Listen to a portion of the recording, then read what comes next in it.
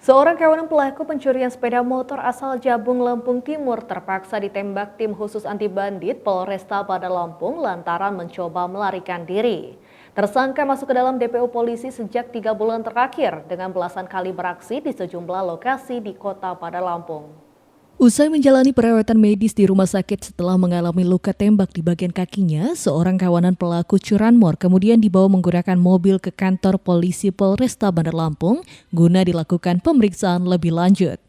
Tersangka yang berhasil diringkus polisi ini diketahui bernama Gusta Effendi berusia 20 tahun, warga desa Negara Patin, Kecamatan Jabung, Kabupaten Lampung Timur.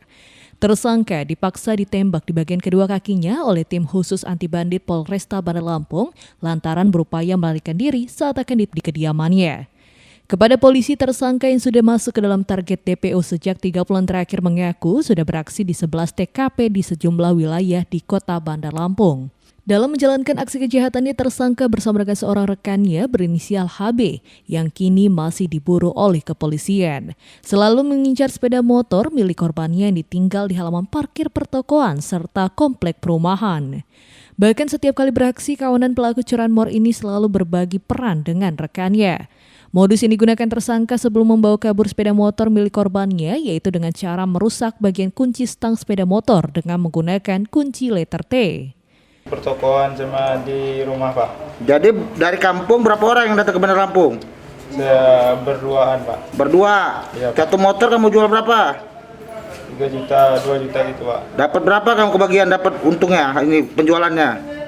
1.300.000 gitu, Pak. Sementara menurut polisi, kawanan pelaku curanmor yang berhasil diringkus ini merupakan target operasi penangkapan sejak 3 bulan terakhir. Bahkan dari catatan polisi, tersangka merupakan seorang residivis dengan kasus serupa yang baru bebas dari penjara pada tahun 2020 lalu. Kita sudah amankan, ini diduga pelaku curanmor yang sudah terdata di kita ada 11 TKP di beberapa titik.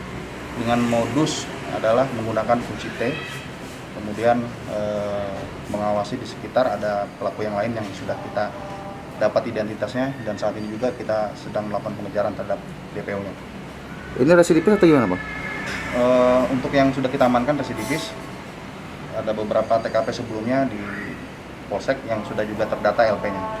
Bersama dengan tersangka, polisi juga turut menyita 2 unit sepeda motor tanpa dilengkapi dokumen resmi, serta sejumlah perlengkapan onderdil sepeda motor yang diduga dari hasil kejahatannya. Sementara polisi hingga kini masih memburu rekan tersangka yang terlibat dalam serangkaian aksi kejahatan yang dilakukannya. Untuk mempertanggungjawabkan perbuatannya, tersangka kawanan pelaku curanmor ini harus mendekam di ruang tahanan Mapolresta Bandar Lampung. Polisi akan menjerat tersangka dengan pasal 363 KUHP tentang pencurian serta terancam hukuman pidana selama 7 tahun kurungan penjara. Dari Kota Bandar Lampung, Andi Apriyadi, Metro TV Lampung.